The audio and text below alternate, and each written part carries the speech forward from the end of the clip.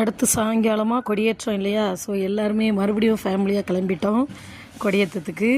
அப்படியே வெளியில் வந்து ஒரு ஸ்டில் எடுத்துருவோமே அப்படின்னு சொல்லிட்டு நானும் எங்கள் அண்ணியுமே எடுத்துகிட்டு இருந்தோம். எங்கள் அண்ணி உடனே வந்து ஆஜராகிட்டு என் கூட. அதுக்கப்புறமா கோயில் என்ட்ரன்ஸ்லேருந்து ஃபாதர்ஸு, சீடர் பிள்ளைங்க எல்லாருமே கொடியை வந்து எடுத்துகிட்டு வந்தாங்க. மறுபடியும் என்ன பண்ணுவோன்னா கோயிலை சுற்றி தான் கொடியை கொண்டு வந்து வச்சு அப்புறம்தான் கொடி ஏற்றுவாங்களா.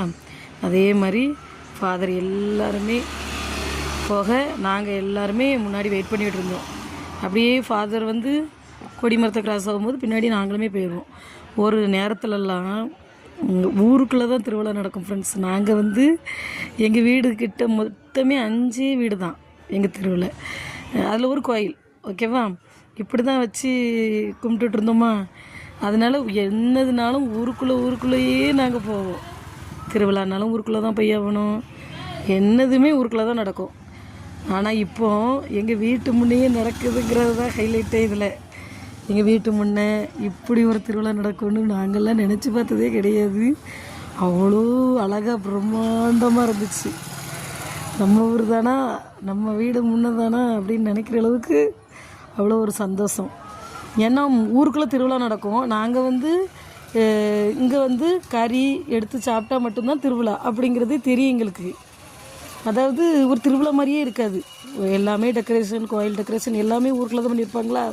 இங்கே நாங்கள் வந்து சும்மா கறி வாங்கிட்டு நாங்கள் பாட்டுக்கு இருந்த மாதிரி இருக்கோம். ஆனால் இப்போது வீட்டு முன்னே நடக்குதுங்கும்போது தான் திருவிழா மாதிரி இருக்குது. அப்போல்லாம் என்னம்மா திருவிழா மாதிரியே இல்லை நமக்கு மட்டும் அப்படின்னு எங்கள் வீட்டில் எங்கள் அம்மாட்ட எங்கள் அப்பாட்டெல்லாம் சொல்லிக்கிட்டே இருப்போம். அந்த மாதிரி தான் இருந்துகிட்ருக்கோம். இப்போது அதான் காலம் பதில் சொல்லும் அப்படின்ற மாதிரி.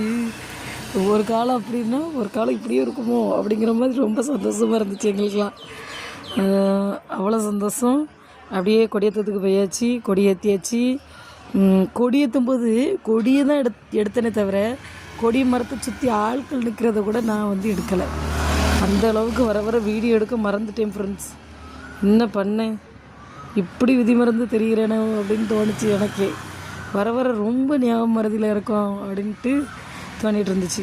அதுக்கப்புறம் பூசையெல்லாம் முடிஞ்சு லாஸ்ட்டில் ஒரு ஸ்டில் எடுத்து அப்புறம் நைட்டு ப்ரோக்ராம் வேறு எங்கள் ஊரில் பிபிஎஸ் ப்ரோக்ராம். பிள்ளைங்க எல்லாம் சூப்பராக சாங் பாடி ஆரம்பித்து வச்சாங்க. அடுத்தடுத்த வீடியோ சூப்பராக வரும்.